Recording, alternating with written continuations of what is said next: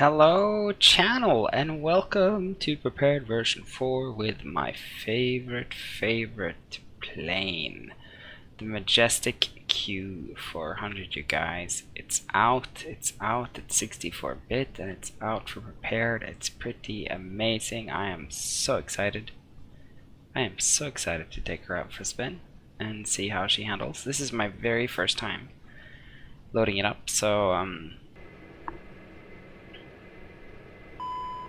let's check that it all works, and it does actually. I have even the controls are mapped properly, so that's pretty exciting.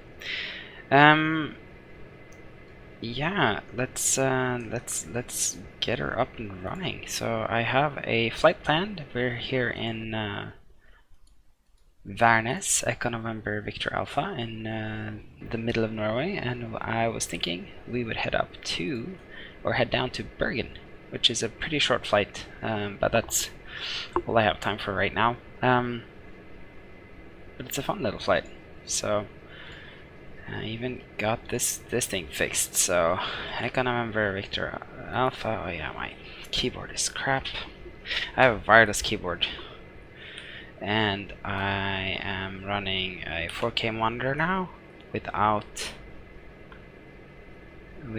my without a USB hub in it, and that's kind of a problem because it seems that I used to have the little receiver for the keyboard hooked up in the actual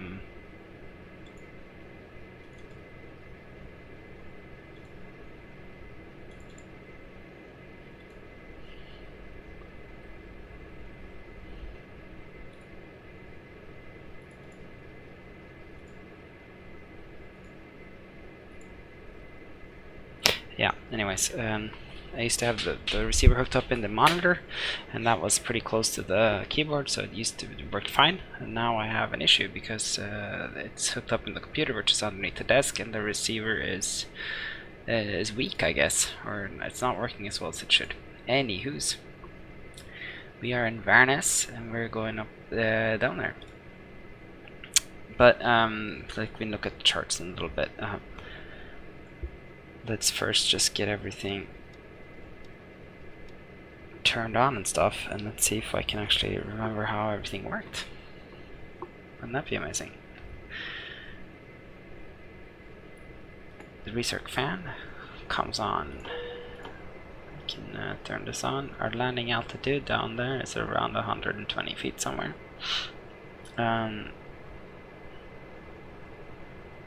Let's turn on. Let's do all the checks here. So turn on the power. Once that cycles, then we can test this. And then we're looking for the fuel valve to closed. Click to close.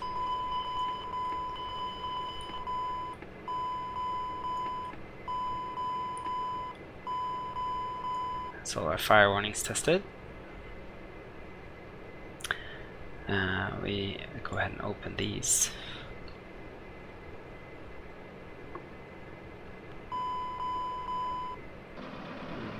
The doors here too, so that our let's also go ahead and start GSX. Ugh, stupid keyboard.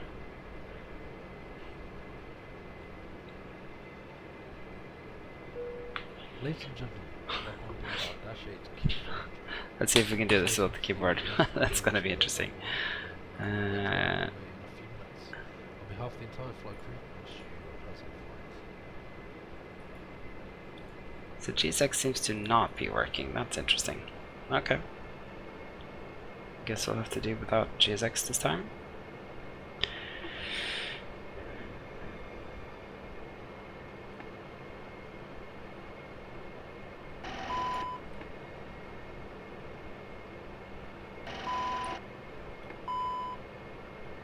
I have the sound package for this plane too, but I haven't reinstalled it. I also what else is that I haven't reinstalled? Yeah, the immersion pack is also not released for prepared version 4. Okay. So as far as I remember, and it's been a while now, but I think that's most of the tests.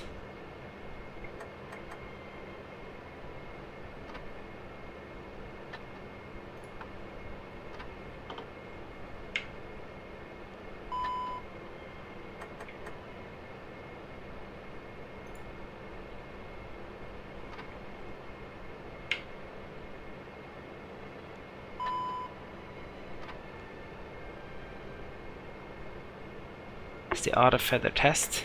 Do I have to? How do I do it again?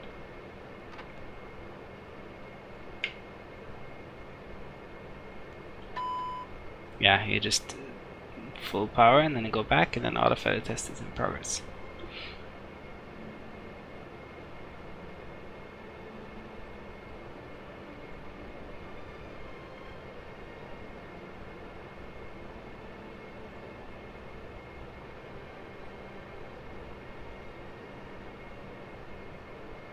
Oh. Oh, that's another thing I haven't done. I haven't actually updated the AirRack. So, we'll see how well this goes. My flight is planned with the new auto feather test is passed. Okay. Cool. I think that's more or less it. We can go ahead and I'll start the GPU now actually.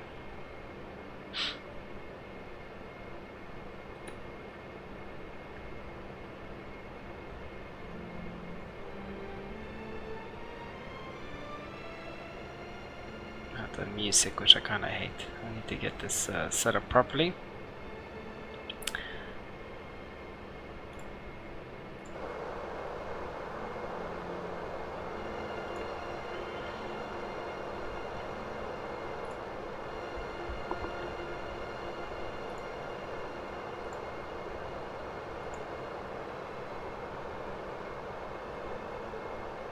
Oh, there's an exits page now.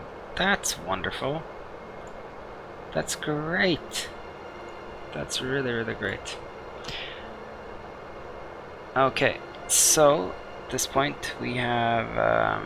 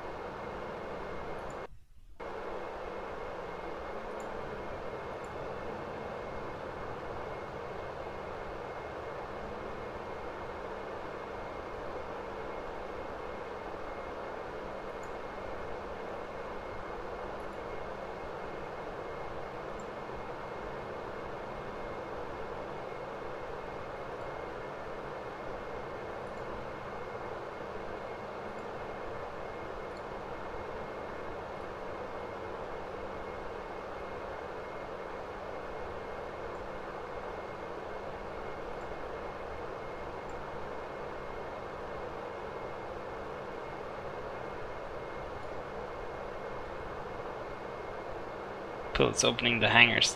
Anyway, that's not really what I was trying to do here. I just wanted to see if I could figure out why GSX wasn't working, but I guess I cannot. Maybe it just needs an update now that it's in here.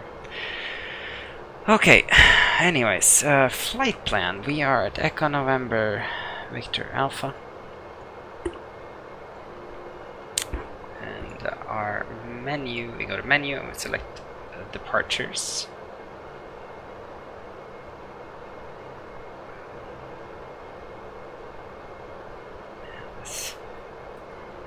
Keyboard really is gonna be a problem here. It's runway 09 that we're running today, and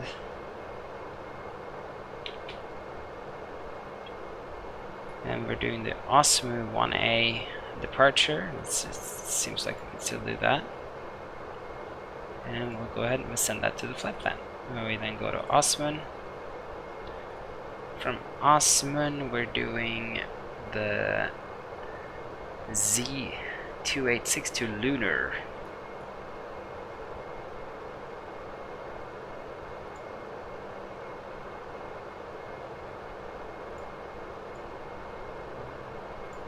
So far so good. And then we are going Echo November Bravo Romeo, which is Bergen. Accept that. Menu, arrival to Bergen. Where's that? Oops. Back.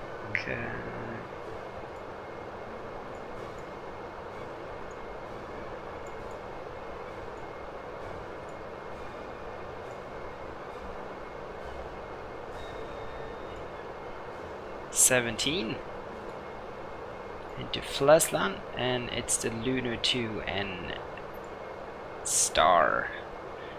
And we will not do a transition, and we'll do the ILS approach today. Nice and simple. And we will use the Gilva transition for that. And we'll send that to the flight panel. So, yeah, there's only one disconnect here, and that is our intercept for Gilva. Great, just as it should be. Then we have the fuel page to fill out.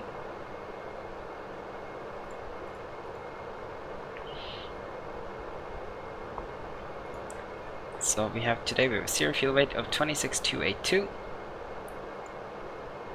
Zero fuel weight 26,282. It's a little confusing because here you click it first, which is unusual. And we have total fuel on board of 3,004.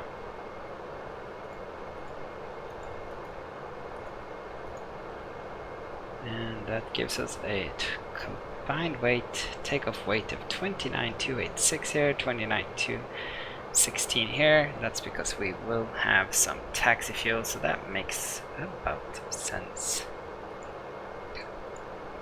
Okay, that's it for our climb today. We will be cruising at flight level 240, so we'll just go in and type that in. Doing a nice and simple thing today here, and the next thing we'll do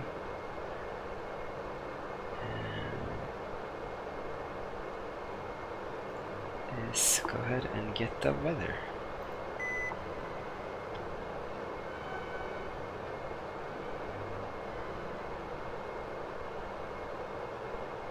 Echo November Victor Alpha Airport Information Foxtrot 2020 Zulu weather wind 125 at 9 gusting to 27 visibility 10 sky condition ceiling 10,000 broken ceiling 12,000 broken temperature 7 dew point -2 QNH 1009 advise on initial contact you have information Foxtrot Echo November Victor Alpha Airport Information Foxtrot 2020 Zulu weather wind 125 at 9 gusting to 27 visibility.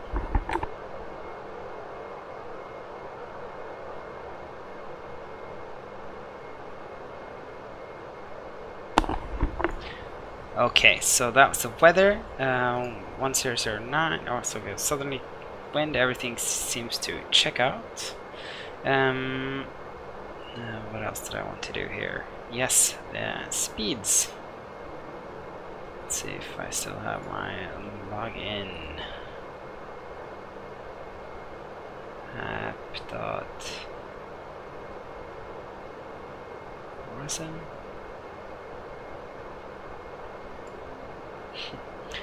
It's been a while since I've been here, huh?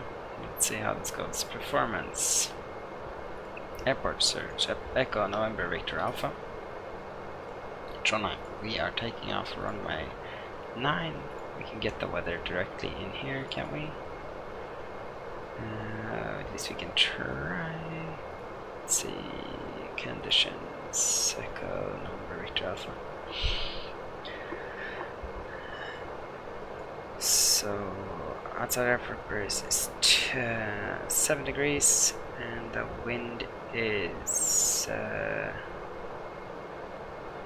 130 at 9.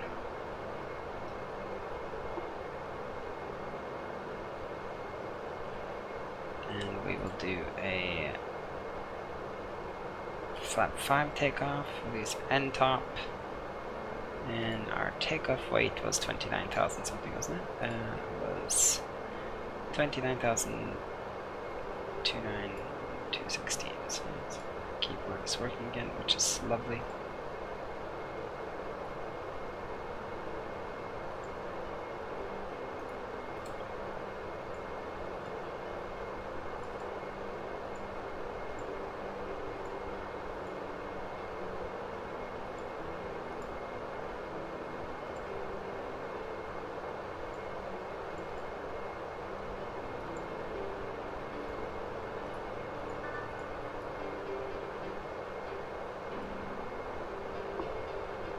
Not working.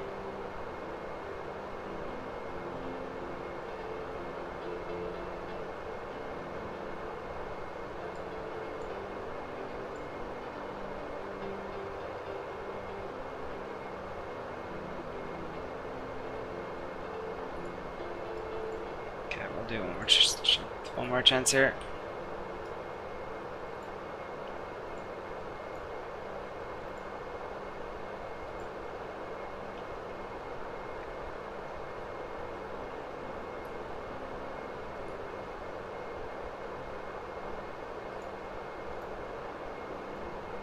There we go. 134, 134, 135.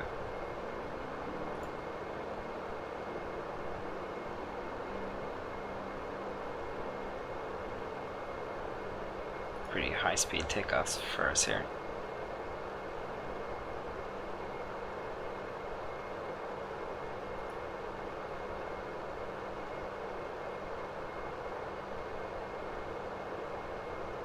It was a 141, I think. I remember that for once. 141, and the final one, the climb, it was 145, and the climb was 157.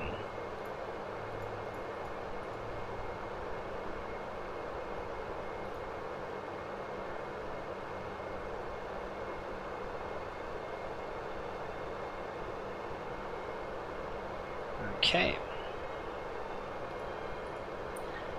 And the last thing we want to do is set the minimums to 1,000 feet above where we are, because that's our acceleration altitude.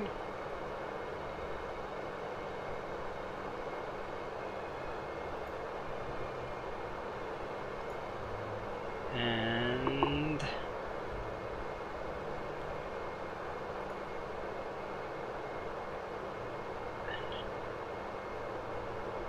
set the IS to 157.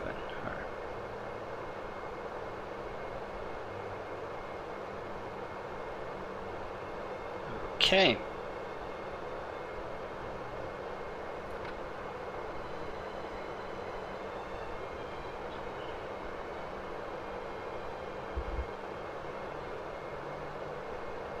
We'll go ahead and we will now close our doors. Yeah, gear prints are stowed. And I think we are more or less ready for engine start, which is very exciting.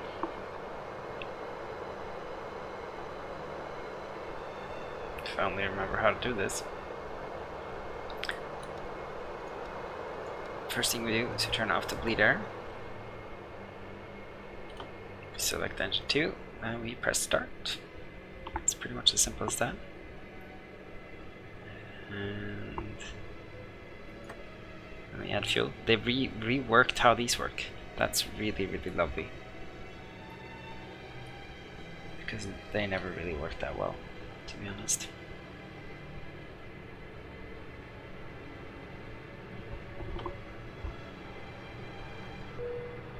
Good afternoon, ladies and gentlemen. On behalf of our airline, we would like to welcome you on board.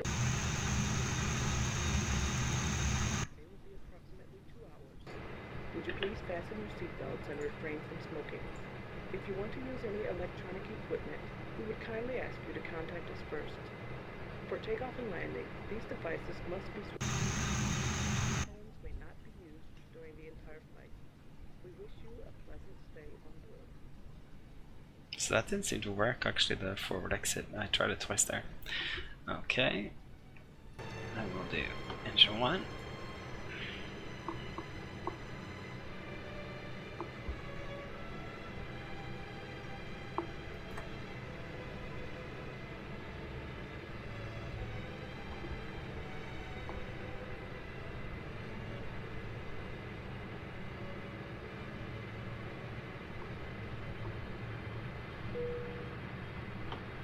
Ladies and gentlemen, may we have your attention to the international safety regulations. This aircraft has 6 emergency exits. 2 exits are located in the front. Love the new cabin attendant voice. That's a cool They are voice. marked with the exit sign. Illuminated escape path. Okay, so we have them up. Move the props to full. Each seat is equipped with the safety belts. So it's gonna get To loud. fasten the seatbelt, fit the 2 ends together. Tighten it by pulling the loose end. To unfasten the seatbelt, lift the upper part of the buckle. Your life vest is located under your seat and is sealed in a plastic bag. When instructed to do so, take a hold of the bag and take the life vest out. Pull the life vest over your head. Fasten the life vest by connecting the hooks to the ring. Pull the struts until the life vest is properly adjusted. On leaving the aircraft, pull the threads tight in the life vest. So just me as a prop RPM giving me a weird reading here. Detailed information, please refer to the safety instruction card in a seat pocket in front of you. Thank you for your attention.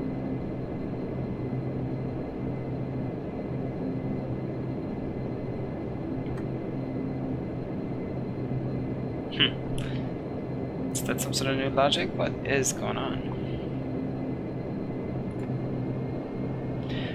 Time to gear on. Okay, anyways, let's just do the rest and see if that can help. So we put the bleeds on. Packs are on auto. And position light. And pilot's windshield heat can come on. Pitot heats come on. And never had the main bus tie on. And the APU can come off. Oh yeah, anti-skid and parking brake.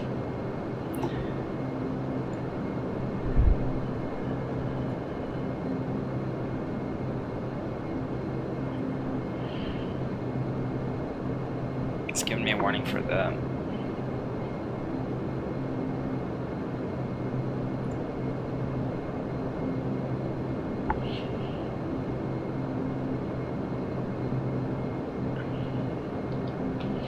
giving me a warning for the bleeds here, but we'll should be fine anyway.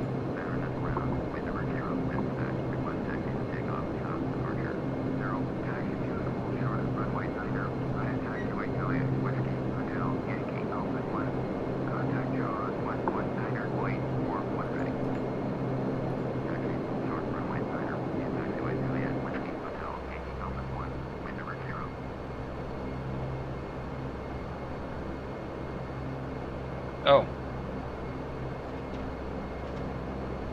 Okay.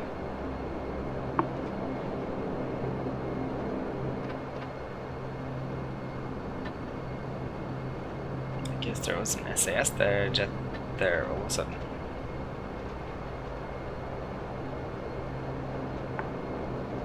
So this is Aerosoft Værnes, Værnes. It's a great looking airport, great performing airport. Really big fan of it. Just wish he'd get around to updating his other airports like Alta, which is also one of my favorites. But it's not operating in prepared version 4 yet. Which to me is a massive shame.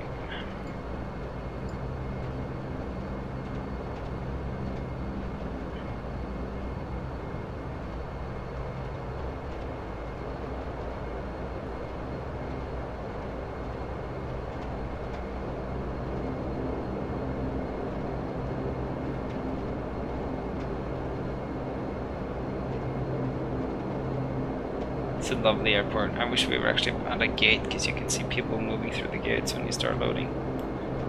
It's very cool. Put both to nav now.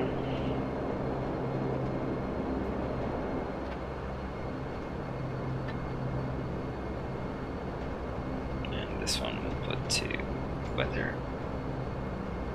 Yeah, this one we'll put to weather, and we'll put this one on terrain.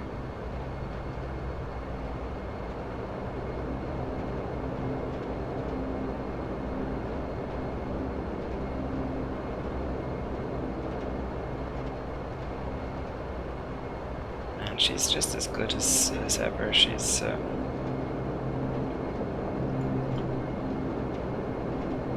working just as well. Really smooth, good performance. I have unlimited frames on. I'm not using my 30 Hz trick because I've been getting really good frame rates with prepared version 4 and nice smoothness. So one thing that you always saw with the Majestic is that every once in a while you get like a kind of a big stutter where things would really not work out. Look, here's the Hell sign. So there's a town here actually called Hell. It's right next to the airport. It's not Trondheim, it's a tiny town called Hell. Miss Universe 1992 or something came from the only Norwegian Miss Universe came from that town. Beauty from Hell or something. Also all the headlines that you can see around the world. Great fun was had by all. Really lame, but whatever. It's trivia for you. Some trivia. Oh, I love this plane. It's so lovely to sort of drive around. Sounds outside are really odd though.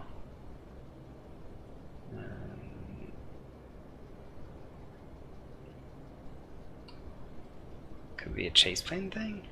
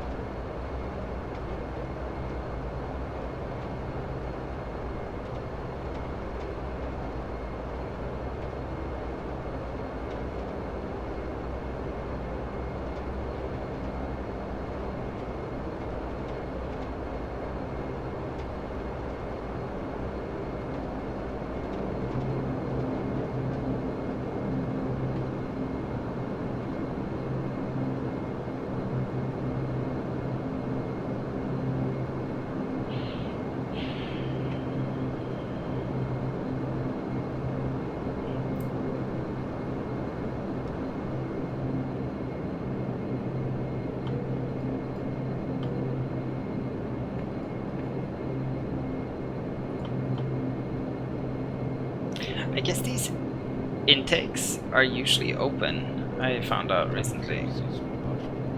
And I think why is because they bypass the intakes. It's basically like a big turboprop bypass thing, so if you do suck up some sort of crap, debris from the runway, it just comes straight out again. Let's see if I can show you what these ports look like. They should be modeled, I think.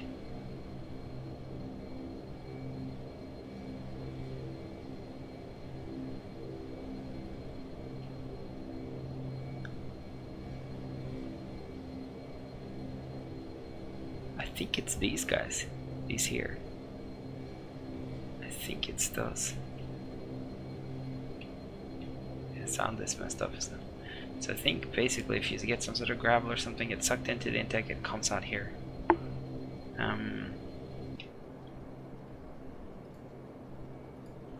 Tower, wind over 0, ready at runway 9er, south departure. 0, hold short, runway 9er, traffic is Boeing 737 on the runway. 0, taxi into position, hold.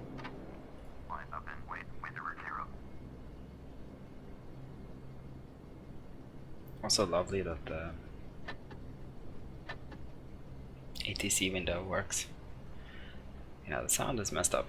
It's taking way too long for the sound to load back in.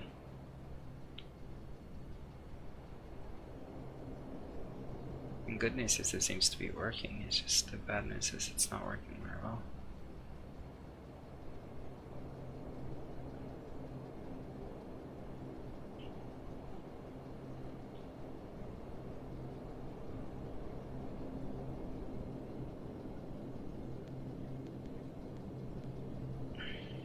Okay, runway 27.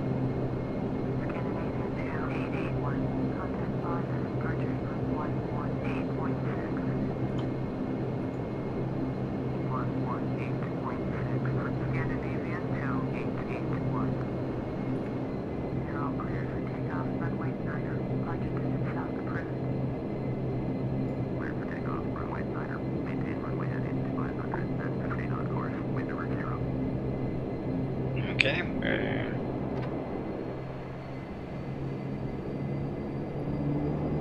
yeah, see that the props are coming up to speed.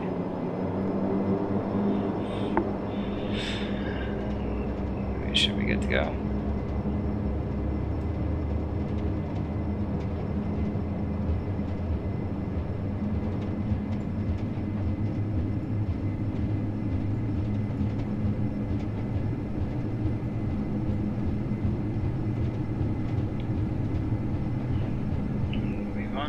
Rotate.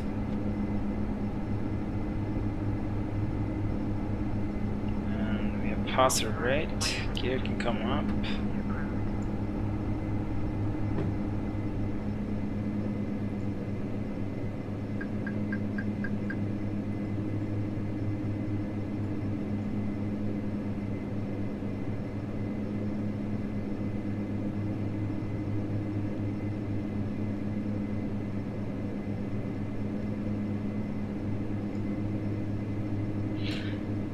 That's the one I forgot to set. I forgot to set the nav source. Oh well. Bring back the flaps now. So we are taking off of Værnes. You know what? I'm just gonna go outside and enjoy the views because this is a beautiful aircraft doing its beautiful thing. Look at it. I think that's really good.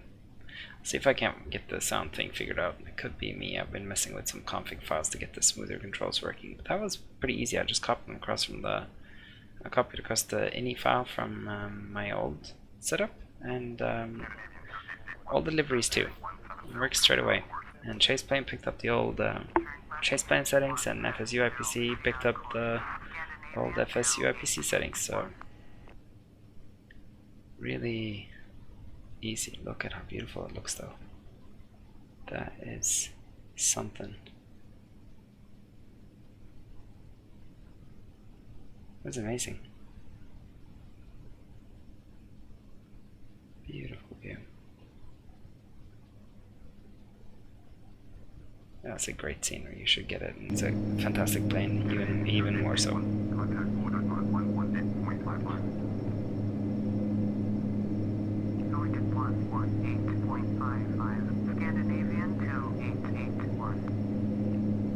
Alt-cell, you have to remember alt-cell.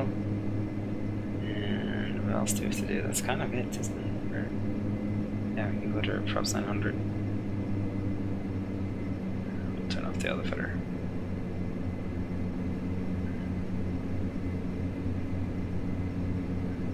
The hydraulic pumps too. All that stuff will come off.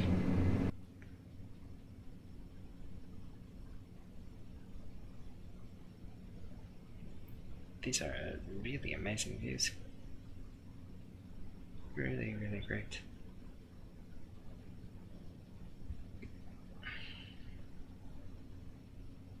Very windy though, look at her struggle in the wind.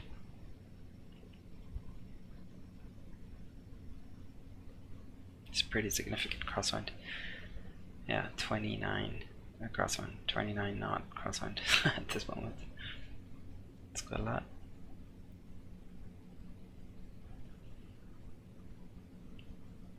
the sound does bother me a lot, though. That needs to be fixed. I need to look into that. There's something wrong with it. They can't be serious.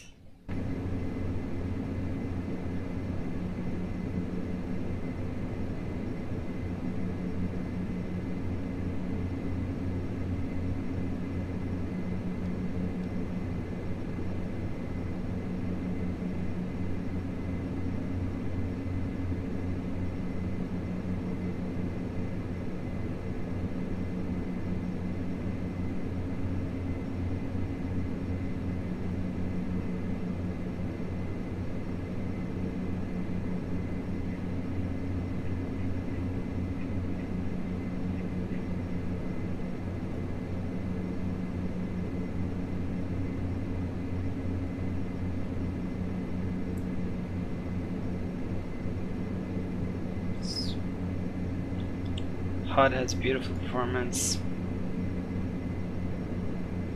Everything has beautiful performance, as always.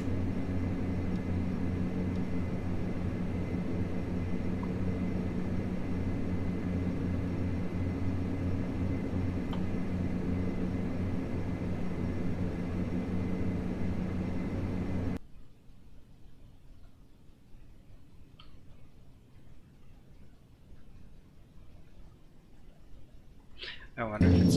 Oh, look, we have sound. But it's not 3D. You know, like it sounds the same from here as it does from here. I wonder if it could be because I copied the INI files and I had the immersion pack. You know what, I bet you it's my fault because I've been messing with the immersion pack. Not the immersion pack, but the sound pack that you can get for the Q400, which is great. But I haven't installed it in this version yet, but I have copied some of my INI files and sort of config files from the old Q400 install. So my bet right now is that it has to do with the fact that I haven't installed the actual sound files and it's looking for files that aren't there. That would make sense, because that's exactly what you get when you copy liveries and that sort of stuff, which is what I have done. Okay, that's too bad. I'm sorry, guys. Oh, here's another one I forgot. I forgot to crossfill.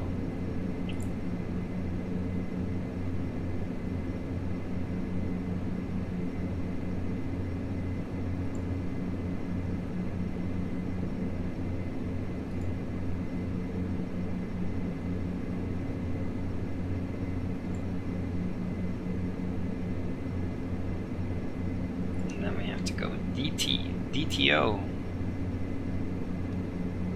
DTO, our next waypoint, which is WEA 604. It's number 6 here. Yeah, and they're all lined up.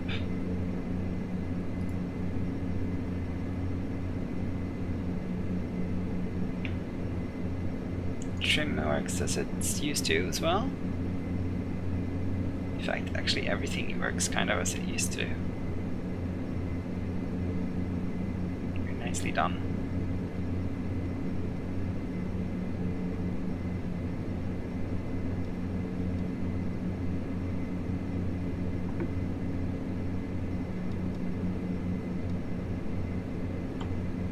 Go ahead and close the intake heats now.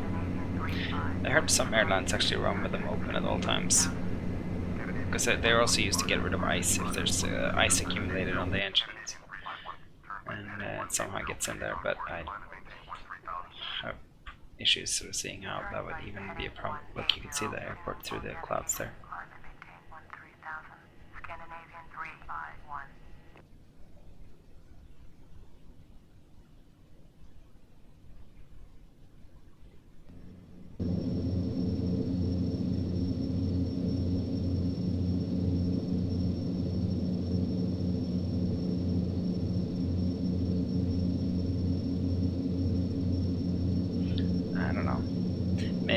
Maybe I just missed it, but it looks better than ever. Turn right heading 210, Scandinavian 351. Yeah, could do with a texture upgrade though.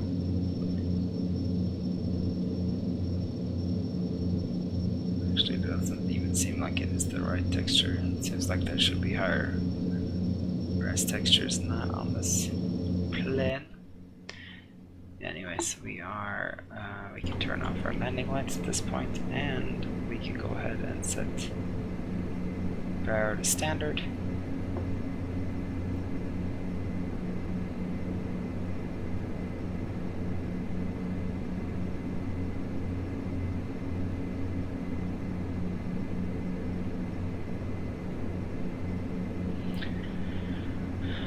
Advice again.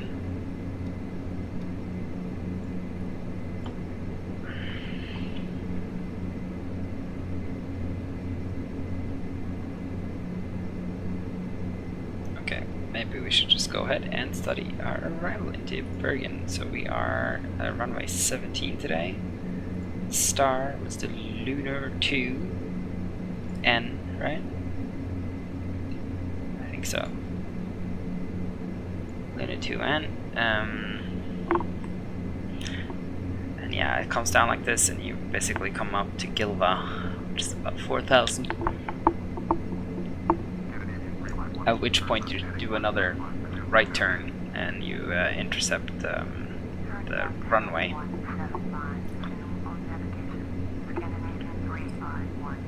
Fairly basic, at or above 8,000 lunar. That's kind of. And then above 6,000 at this point, the Lutiv, and then Gilva at or above 4,000. The approach itself, we're doing the ILS 17.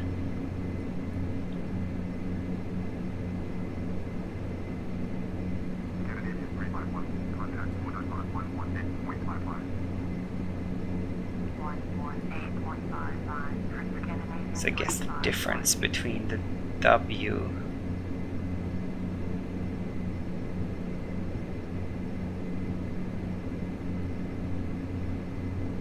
is the missed approach.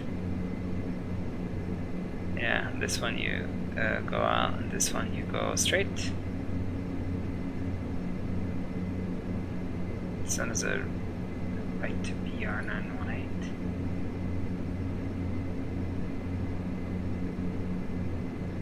So this one goes up and then comes back in like this. Okay, we'll do this one, whatever, it's kind of the same. 109.9 is, we'll just turn the radios and get everything ready, because it's kind of busy when you get down there.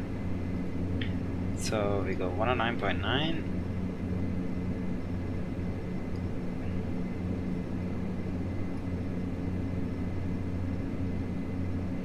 Put that in both sides here.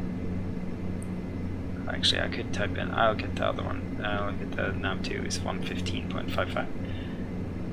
I think that's for the missed approach.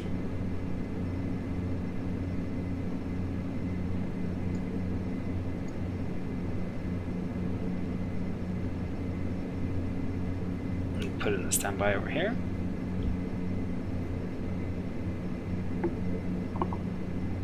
Other radios. So the decision height is 366. So I'll go ahead and set that up.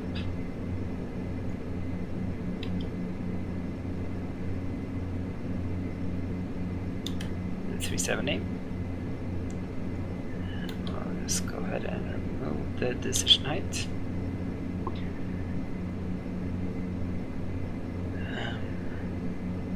Let's then go in and get the actual course is 170, so we'll hold the format key. Allows us to sort of punch in the course ahead of time.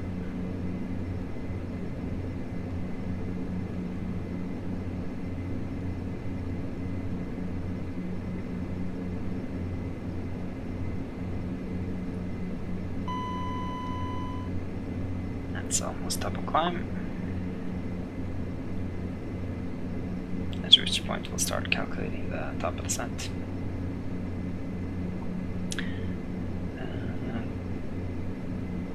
Let's also get the actual runway. Airport elevation 166.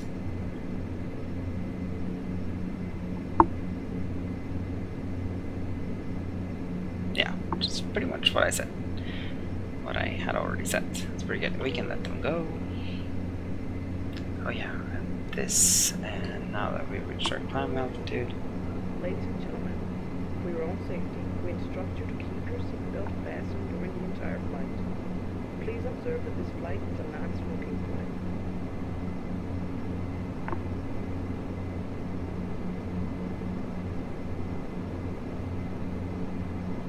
As soon as we reach our cruise altitude here, I'll dial the props back to 850.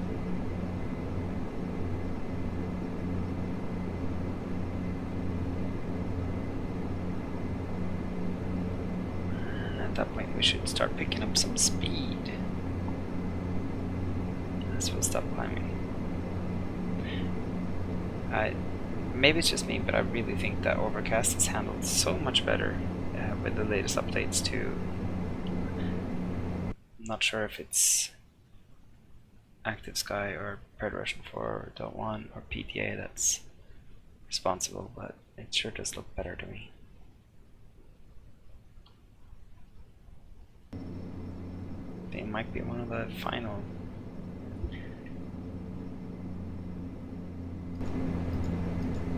non-snowy flights we'll be doing in Norway.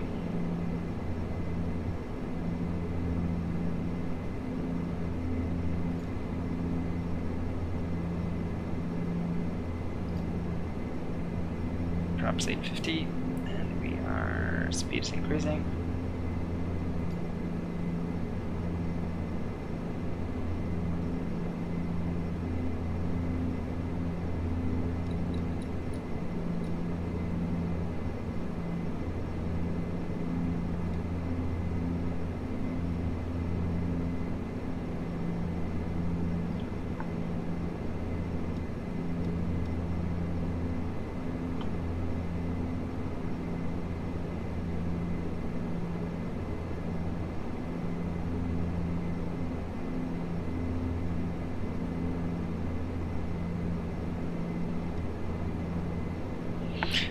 Okay, next plan is to set the actual descent, the VNAV, so we get a top of descent point. So we'll set Lutiv as our top of descent point, I think. So I'll go to Lutiv,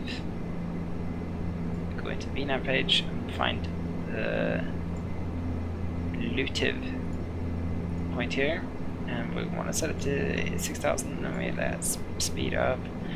1800 is good. So that gives us a top descent all the way over here. So we have actually quite a ways to go.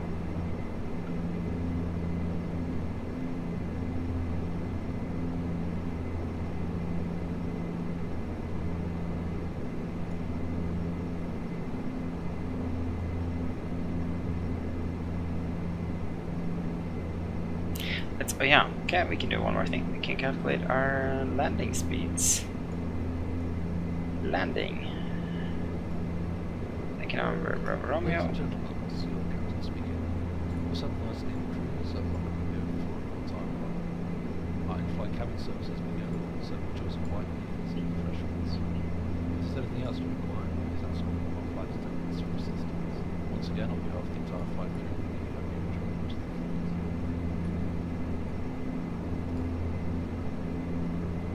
Lovely. So this time we get a VREF of 126.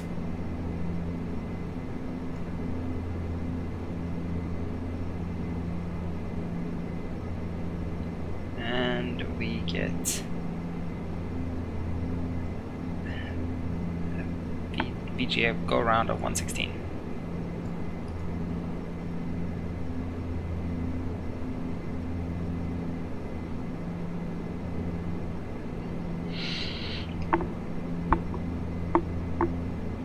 About iffy on what those numbers mean. I think the VGA is like basically if I'm below 116 I should land. I should continue landing, but I could totally be wrong about that. I really don't know what it means, to be honest. But this is quite lovely. The weather radar works, the terrain radar works.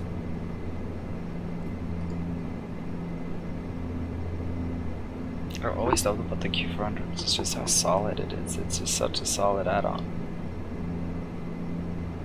Really lovely. You know why the plane probably looks better than it ever did before? Because I'm using a 4K monitor. So I'm looking at a 4K monitor right now, and of course it looks great. I keep forgetting that, but that's also probably why this looks a little bit more low res than I'm used to. But that's it is, isn't it?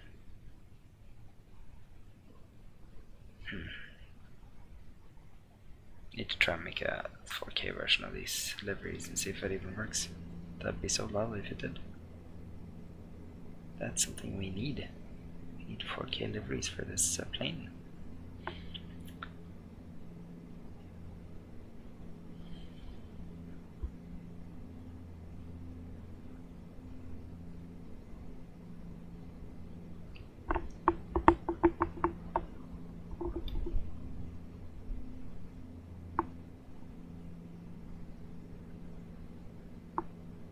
Sound is very annoying.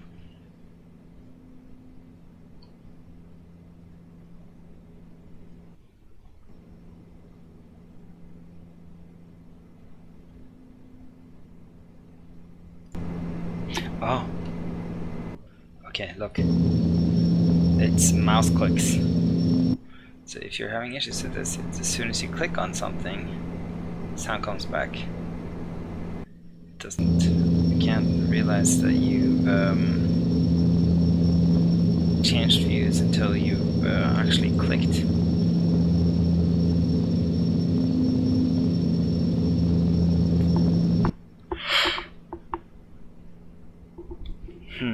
It's kind of interesting because it's. I remember it had some sort of. There's something in the config tool about focus, sound on focus.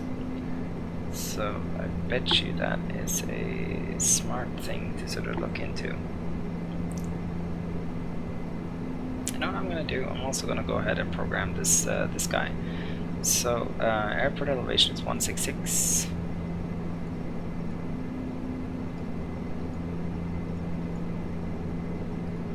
And runway length. Ah, cool. I actually haven't tried this in these charts. Maybe they will have the runway length in feet.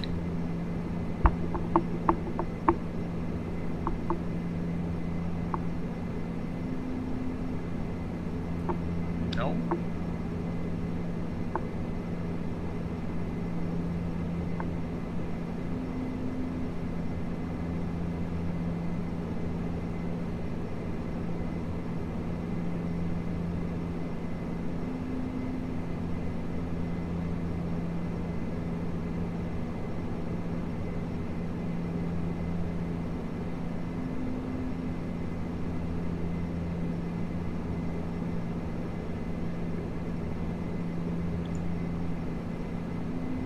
Doesn't even seem to have it on, at least not on this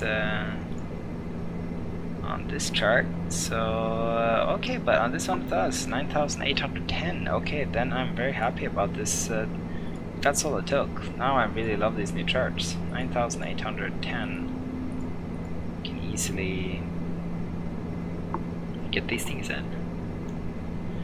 The heading was 170, so.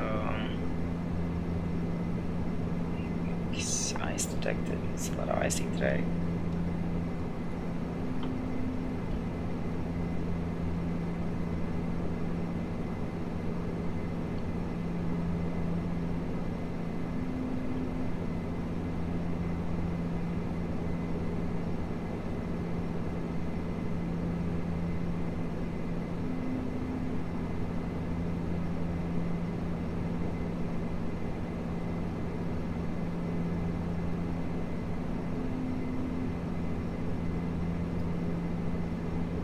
Ahead and set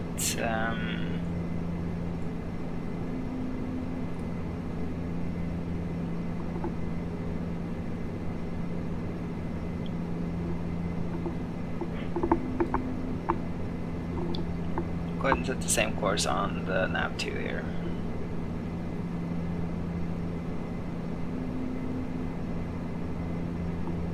So both are synced up. then I think what we should do is we'll also tune the ILS on nav 2. Both are synced up. We'll remember to set the heading for 170 as well.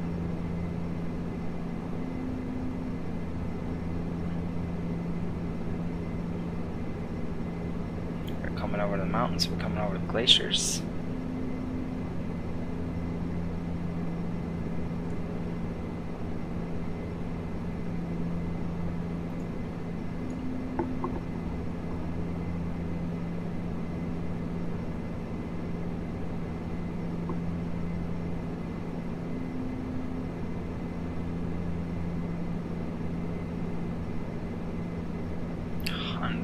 Miles away from our top of descent. I kind of thought this was just like an up and down flight, but I guess I was wrong. It's a bit longer than what I thought.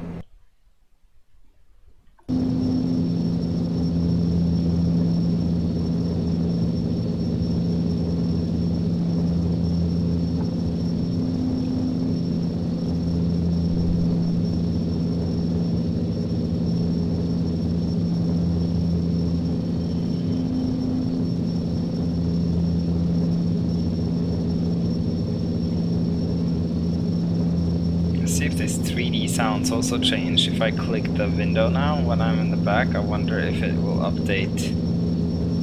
Yeah, it updates the sounds. So there's definitely something wrong with it not sort of calculating where my sound position is, as long as it's not getting its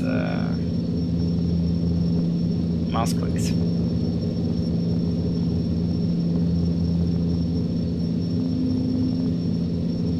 So I'm clicking now.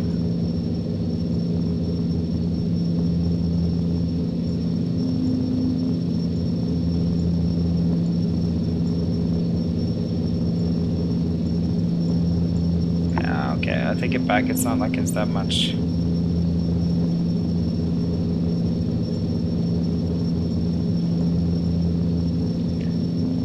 I don't know, something's odd with the sound. I think we can all agree that something is odd with the sound. Beautiful scenery though. Amazing. Creepy. Oh, it's ultimate traffic light. Good.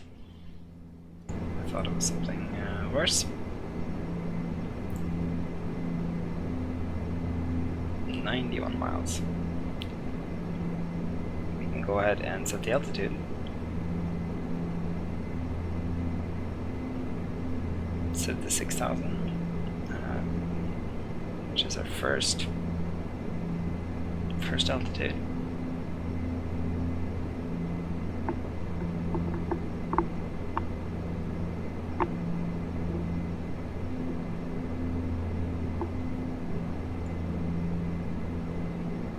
This is actually the one we should be using because we have Gilda here. So we're in 240 from Gilda. So that's pretty cool. And then we'll get to Bablu at around 3,000. And then we can keep descending to 2,500 on the course. On the actual ILS intercept course. It's weird. Hopefully the localizer, catch the localizer here, and then we'll do an intercept to 2,500, and we'll catch the glide slope before we get to the DME 7 here.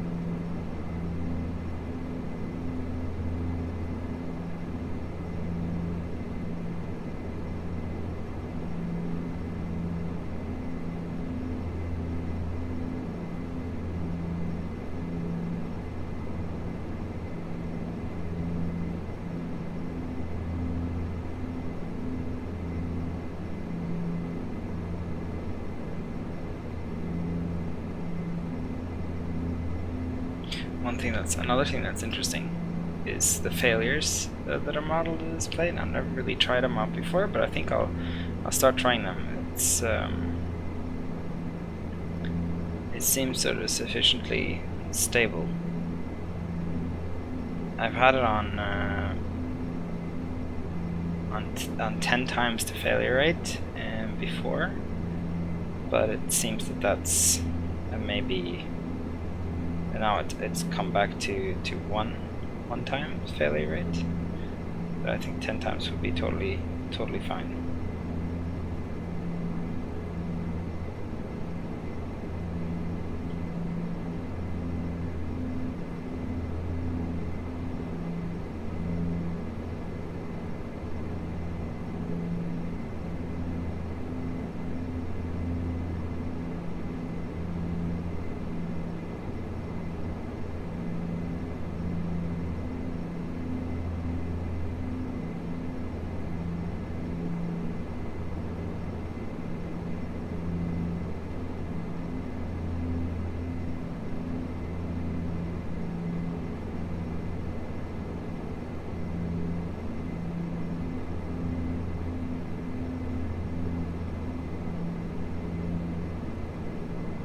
So another thing about the Q400, it's a little bit slower than what we're used to. I do like it though. I really hope you Ireland soon. The guy who's made Værnes and Bergen, I think. I really hope he updates Alta, especially Alta. I also saw that. I need him to update those airports. They are vital for me, especially Alta. It's so much fun to fly into, and currently it's not updated for V4. It's somewhat annoying. I'm sort of using this as an opportunity to be outside the airplane, or to have a little peace of quiet.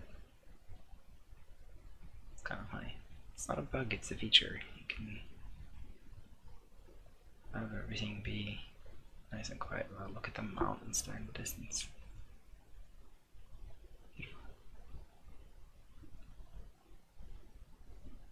And I've said it before and I'll say it again, but Orbx Norway is a fantastic add-on. If you want to get one Orbx region, I'd put this up there with the Pacific Northwest. I'd put it above the Pacific Northwest. It's more varied and more distance. Like there's more variation in the type of flying you can do here. Unless you're like a super bush pilot, in which case the Pacific Northwest makes more sense. It's the only thing that makes more sense.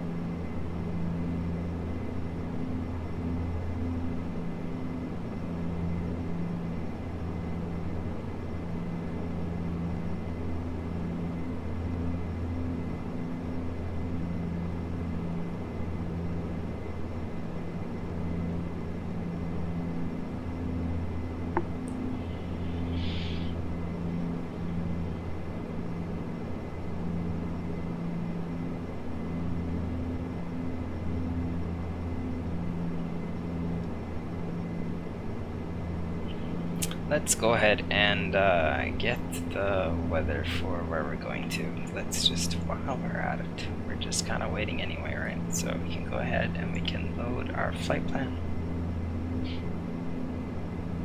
I'll go back in here.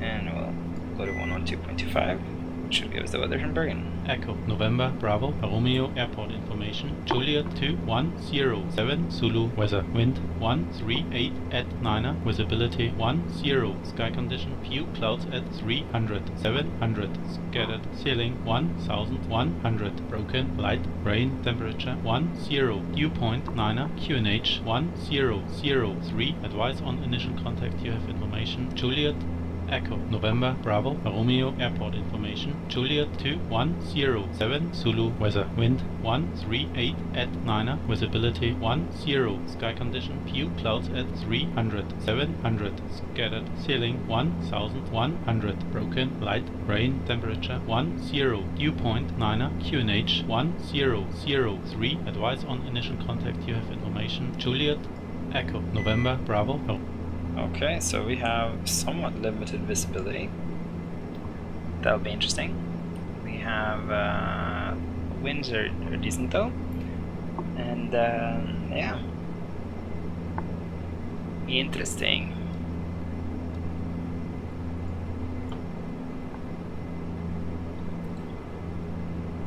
Low clouds instead. That is almost always fine. 40 miles away from our top of descent.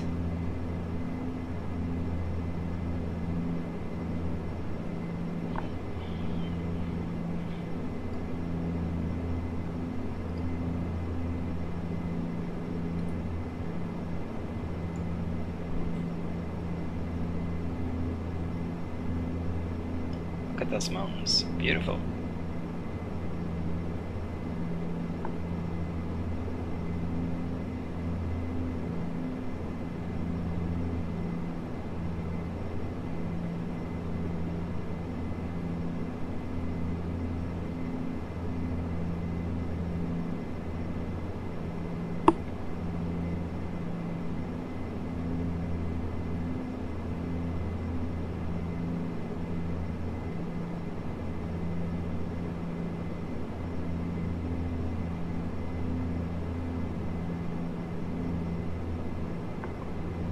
I'm sort of wondering how on earth you change this from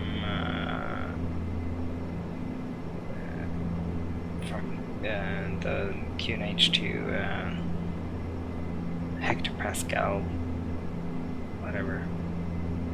I think you may have to do it in the silly management tool. It could be that they've added it here though. Let's see. Cabin disp.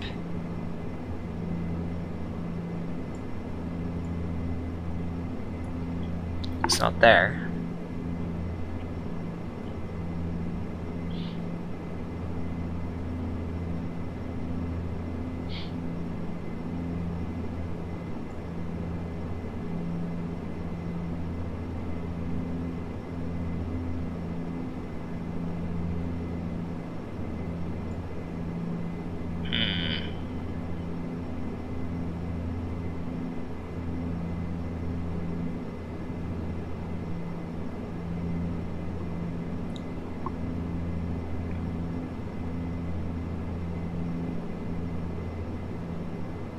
ETE 22 minutes.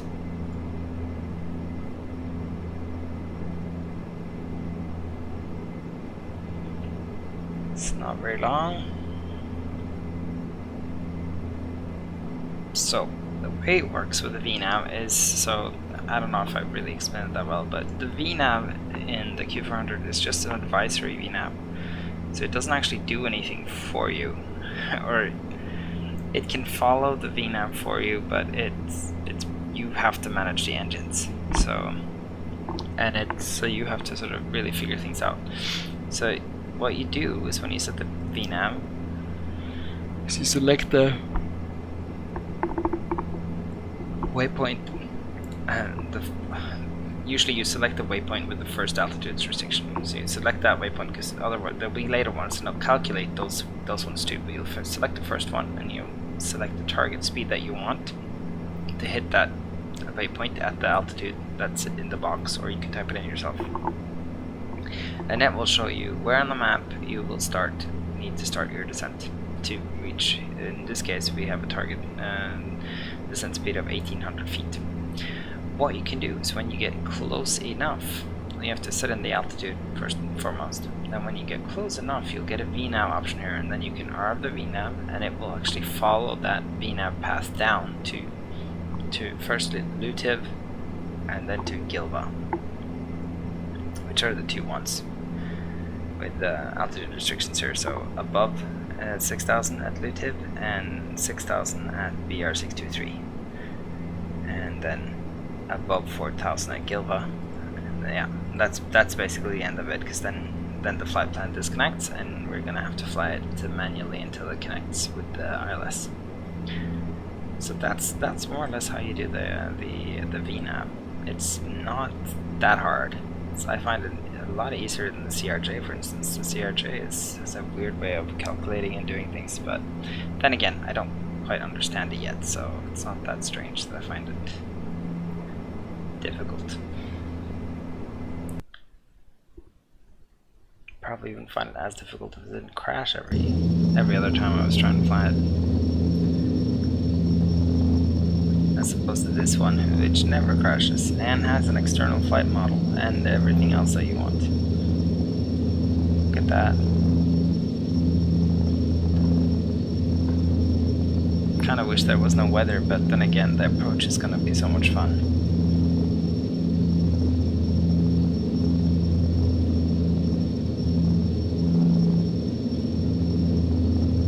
One thing I have to say about the new Active Sky though is it tends to draw a lot of sort of like boxy looking clouds, which it's not like you'll see it all the time, but it is.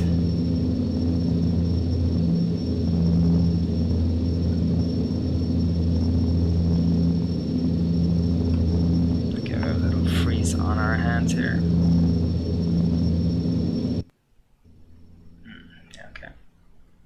Traffic again. If I go to outside view and I go to top down, you can. Yeah, it doesn't render clouds. But you can see why it's beautiful. We're coming across these mountains. We're coming across the fjords now, and Bergen is here somewhere, I think. Yeah. So this is Sognefjord. It's a Hardangerfjord, and here's Bergen. That's where the runway is. When we started. Way up in here. We're just got this bit left. Pretty cool.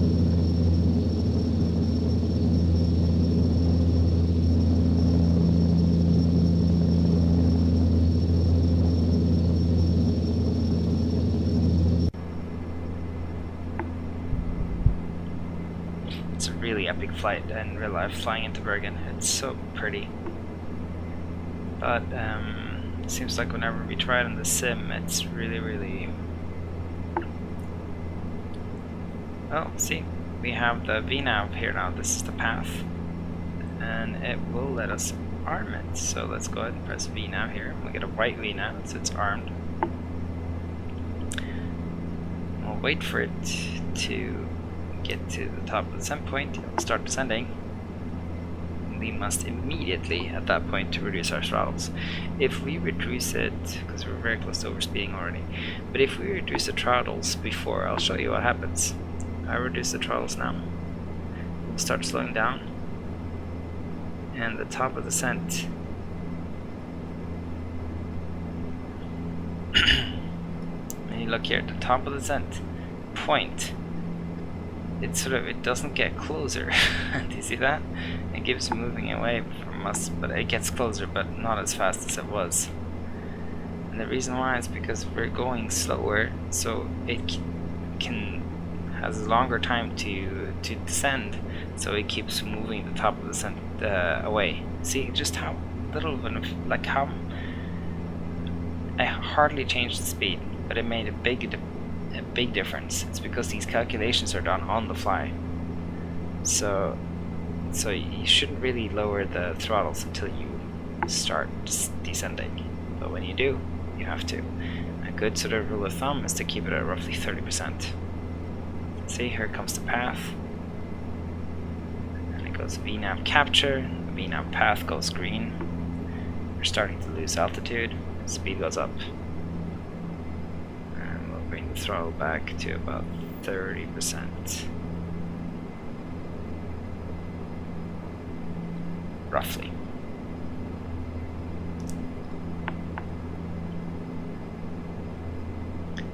So we need to monitor it now. Now what we need to do is monitor the speed. Make sure we don't overspeed.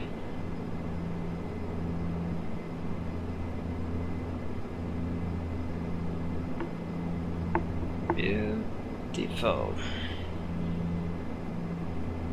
Beautiful. Gorgeous. At that point again, once again, every time you change the power settings, you need to change the trim settings. Because these big props on our left and our right here, so I can show you, they have a lot of momentum. And they're the reason why you need all that rudder, is to sort of control the inertia in these big props.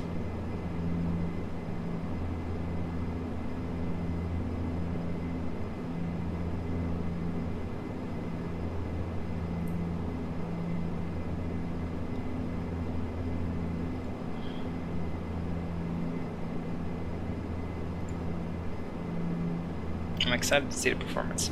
Look, I'm getting pretty good performance here. I'm in cockpit, 40 frames per second, lots of clouds, Orbx region. I mean, granted, we're not close to an airport right now, but we will be very soon. It's pretty impressive, actually.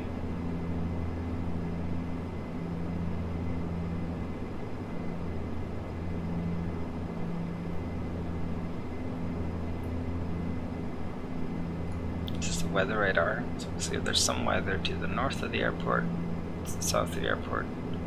There's some more weather. Let's see how this goes.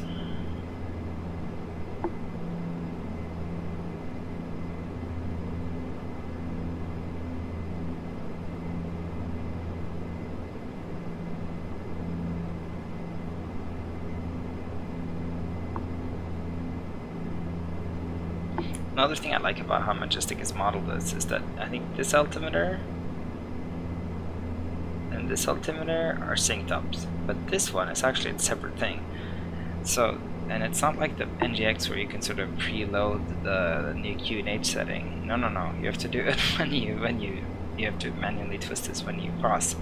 So, but it's nice to use this. I use this as a little reminder of what it is, even if I get the weather earlier. So I have it here. I don't have to talk to them again. I don't know if anyone actually uses the plane that way, but that's how I use it.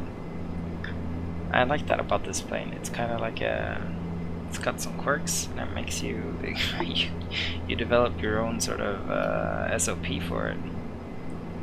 It's really fun.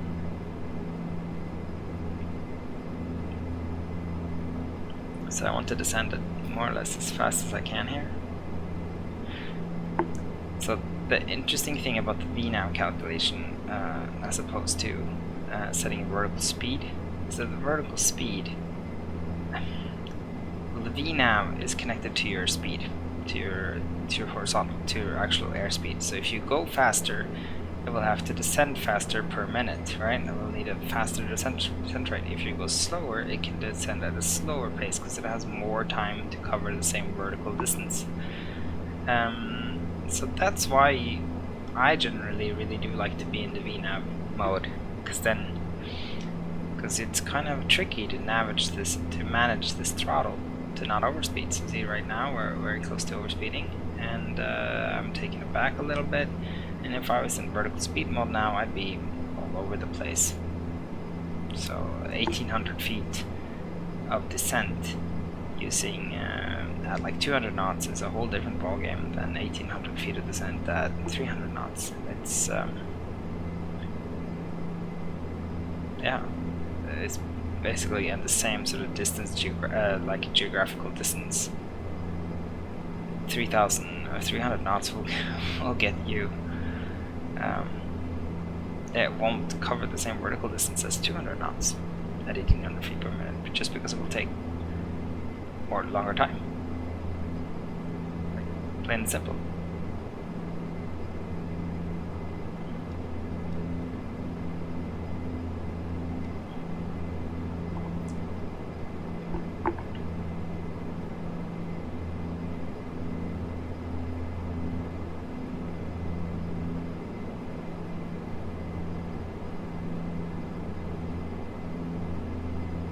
But the VNAV calculation takes care of that, and it gives you to the required altitude at the required waypoint without messing around.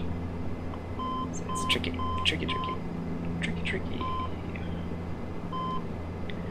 Right on the edge here.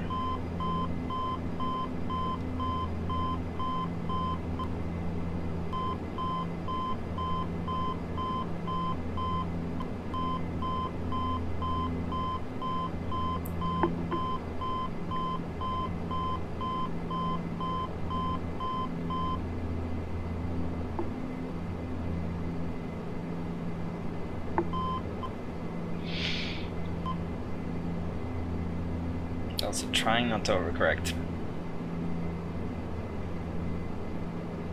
Just because it gets a little tricky after a while. You have to overcorrect back and then, you know, all of a sudden we shouldn't start it off correcting like that, but look at that, look at that. I think I've said so before in the stream, and I doubt all you watch all my videos, but the one thing I really would like would be rocks. I wish there was autogen rocks. I want more autogen types so that we can have different kinds of autogens, but I would love if there was rocks on the mountains, like actual huge boulders that would catch shadows. That would be so cool. You want some simple rocks.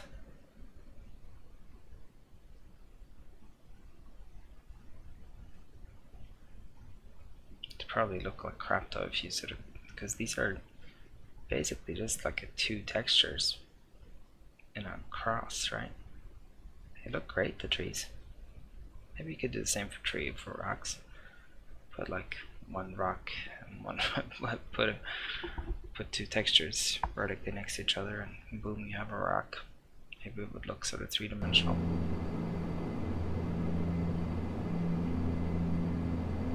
Even if it would be just two flat surfaces.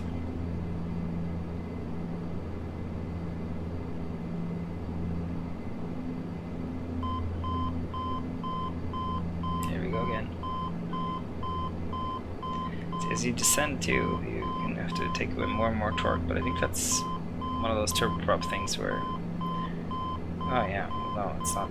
That's not what it is right now. We're about 250 knots, and we're below 10,000.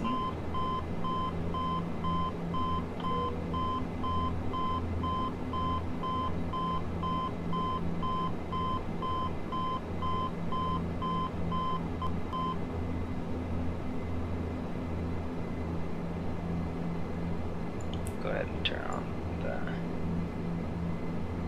fuel pumps. Go ahead and turn on the hydraulic pumps here now.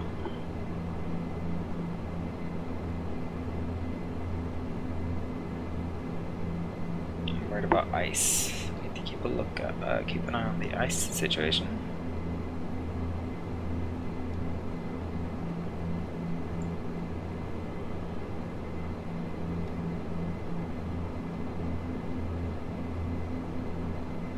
So this is kind of the same thing as they do in Oslo, I think, where they sort of have this little section here to sort of guide you around, and they kind of use this to space the aircraft that come in, I think.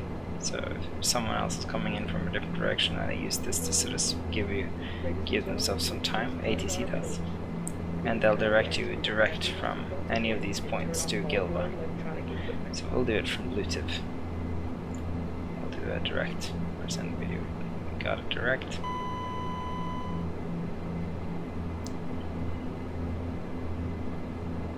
So we have an alt cell here now. We're about to reach our altitude. I think we'll level off, and we'll do a manual descent to Gilva at 4,000. See, this is what I mean about the throttle. I kind of forgot, and now all of a sudden we're at 230 and we're leveling off. And it won't take long before we're slow. Once that is done too, and we increase the throttle again, but we also have to revisit our trim settings. Like so.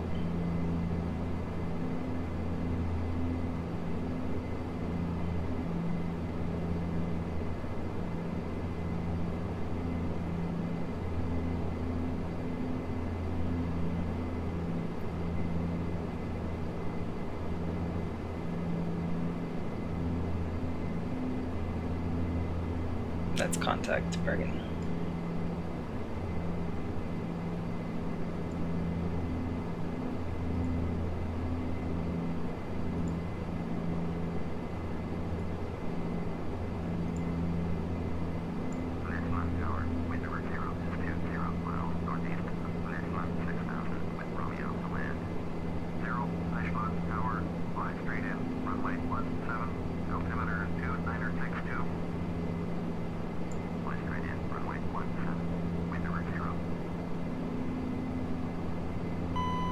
.2962.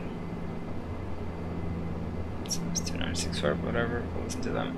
And what else will we do? We will go direct to Gilva.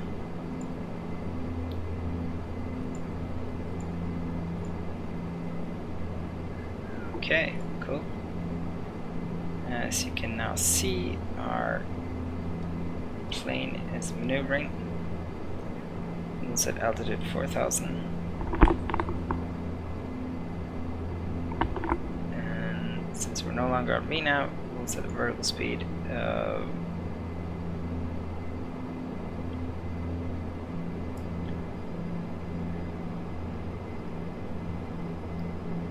1800. I really kind of messed up here and let the speed get away from me again. That's what I was saying, it's trickier than you think, you guys. Flight plan, okay. And once, I guess we can set alt cell.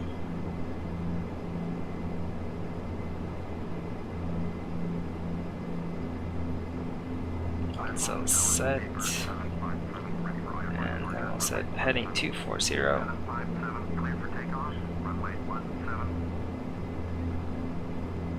Switch to heading mode once we get to Gilva here.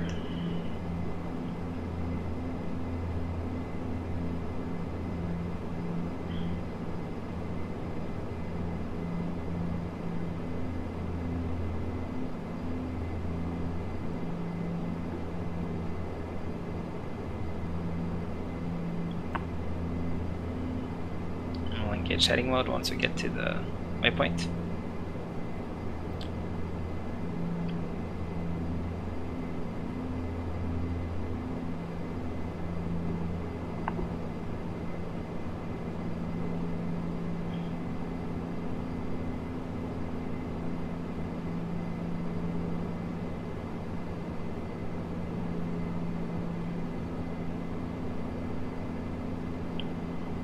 Another thing that's funny is the speeds you need to be at to drop gear and flaps and stuff. But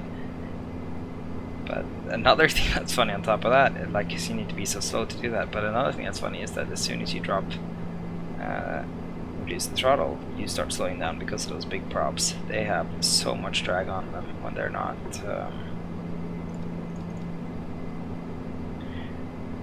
actually providing power.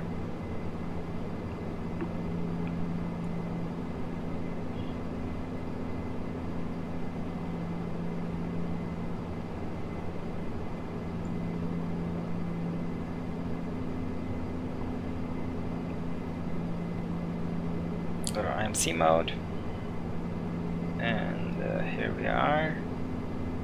I'll switch this to heading mode. Nav source, nav 1, and Bablu 3000.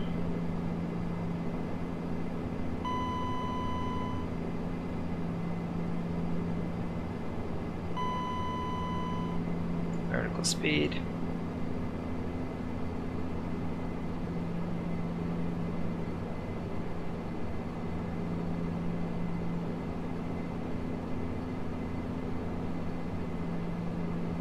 .1800 feet per minute, and we will go ahead and arm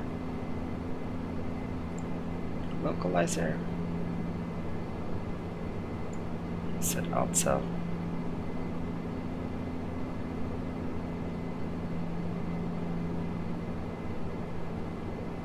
Localizer is captured. We'll go ahead and we'll Let's go down to 2,500 feet.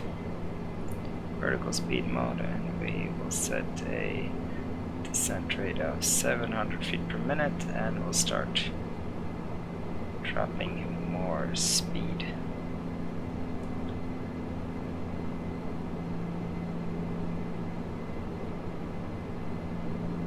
And we'll go ahead now that we're on the approach.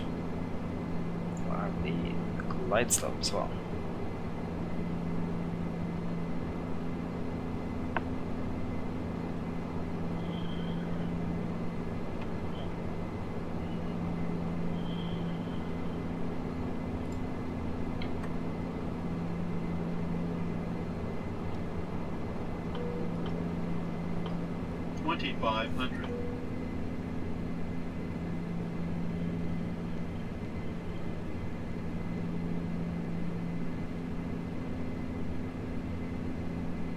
And we have glide slope is also captured. Very, very good. Cabin crew, please take a seat. And what was the gear extension?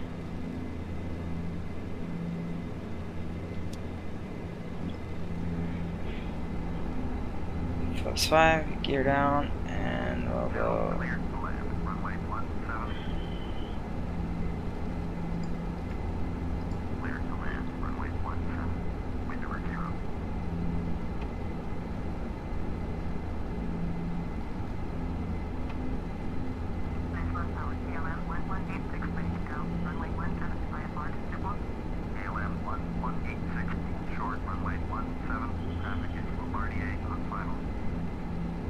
Okay.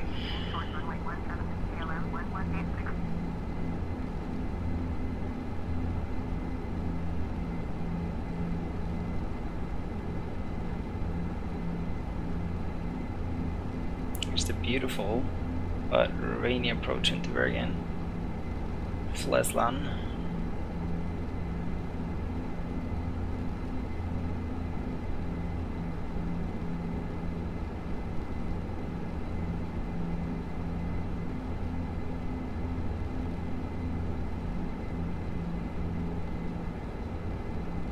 Oh, I think I see the airport. 1,000. Yep, that's the airport right there.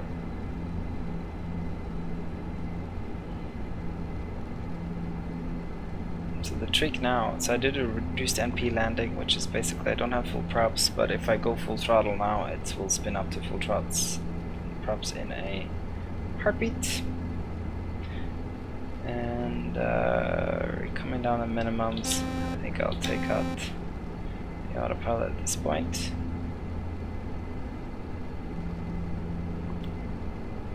It's just a fun plane to hand fly.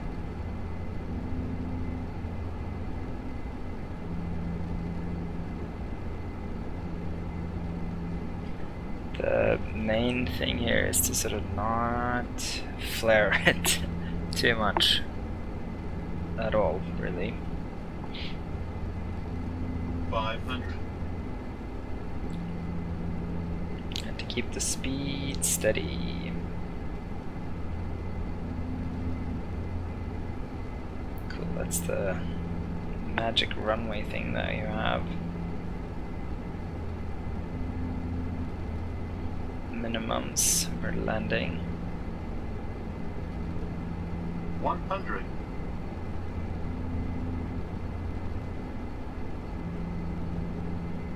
50. 40. 30. 20. 10.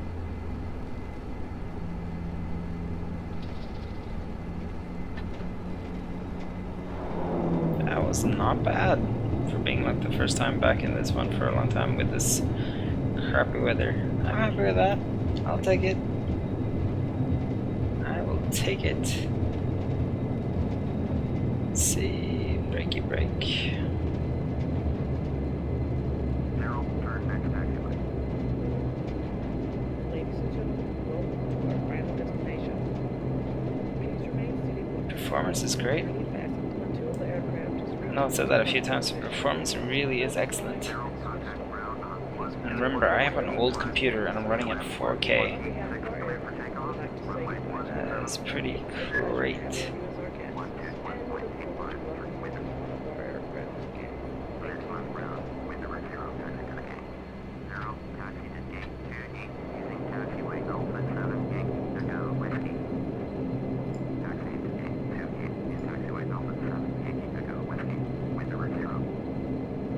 I can get GSX to work here. 2.8. No, follow me, thank you. I'm actually going to keep the progressive taxi on because I could care less. Or I don't want to get the charts up, basically.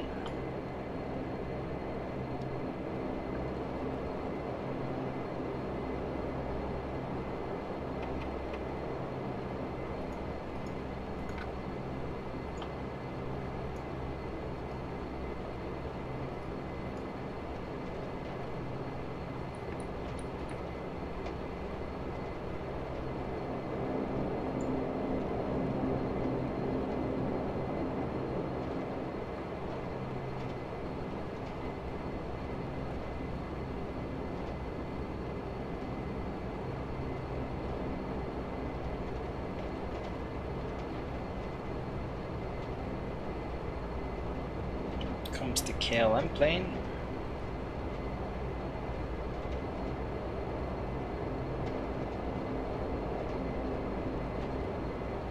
Cute little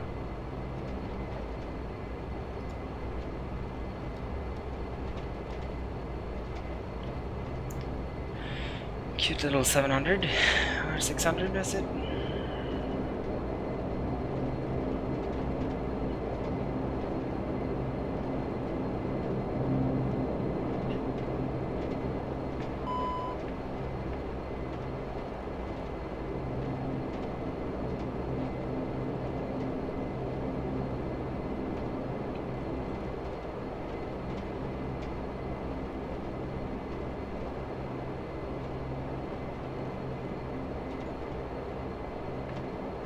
Gotta turn the taxi off too. Oh yeah.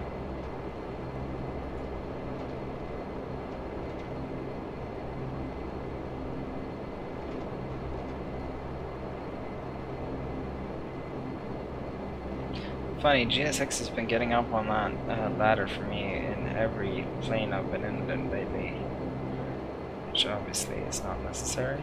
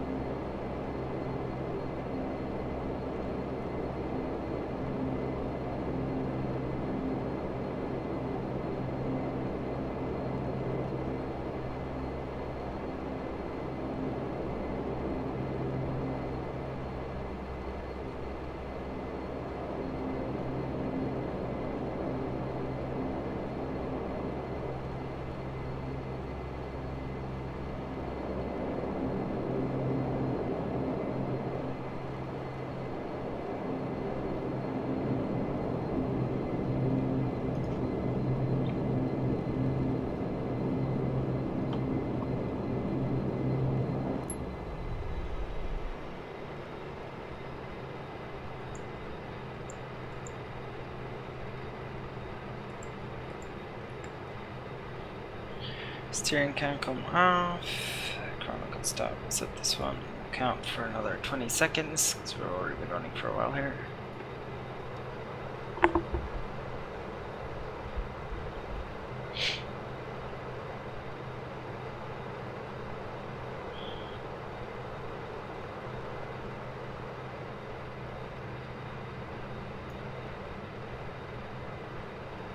And there we go. We'll turn the engines fully off. Now let us know that we did it. poor job of parking. This airport would be fun to get updated with dynamic things, dynamic gates and stuff. Okay, so we got menu, our data, services, and we will exits. Let's see if we can open them this way. That did work. Aft bag and aft packs.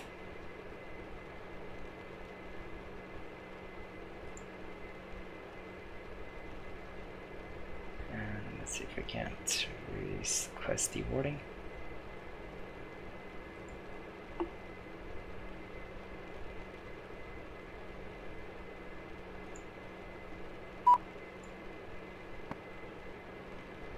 Yeah, Saudi's unavailable, JetBites will not animate.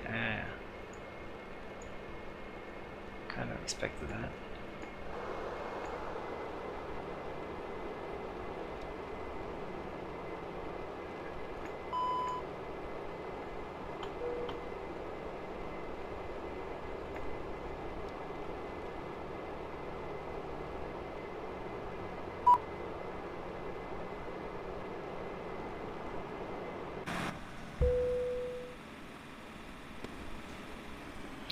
Yeah, well, I think that's kind of it, you guys. We tried, I want to say we tried and we failed, but we didn't. We tried and we succeeded. It actually worked this time, which was very nice to see. Very happy to see it work. And to see it work as well. I think that's really great. It is my favorite plane and prepared. It has been for a while, and it's going to continue to be. If only someone could direct me to some like high-res liveries, that would be the only other thing I'd want. We can handle it now. I bet you we can just upscale these textures and they will look great. But what do I know? I'll give it a shot anyway, but I'll let you know how it works, and I'll see you in the next one, you guys. If you like what you see, subscribe, like, leave comments, all that sort of good stuff. And I'll see you in the next one. Bye bye.